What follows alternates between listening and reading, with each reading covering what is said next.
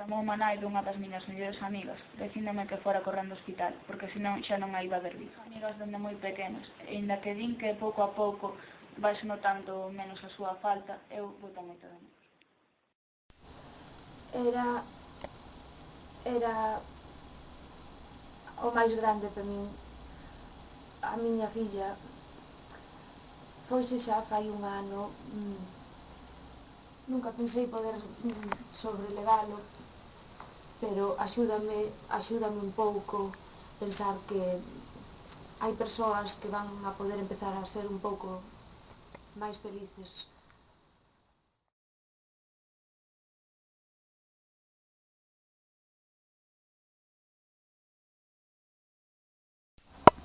Cando me vin en urxencias, rodeada de tanta xente a que quero, o primeiro que fixen foi sacar forzas de onde puiden e dicirlle aos meus pais que quería donar todo, o sea, todo o que puidera, porque a min quedaronme moitas cousas sen facer por dicir a xente que dixen quero donar, poder permitirlle a outra persoa que faga todo o que eu non quería. Se alguén pode darlle outro bico a súa nai, volver a saír cos seus amigos, quen son eu para impedirllo?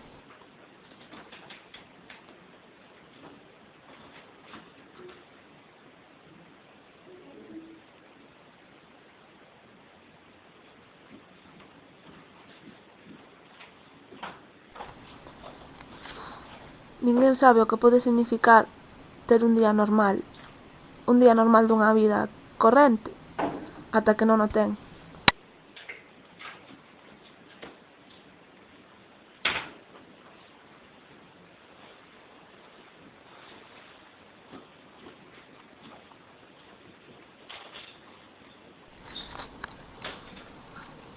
A pesar de ser tan xoven e deixar tantas cousas pendentes, sen facer, non podo pedir máis.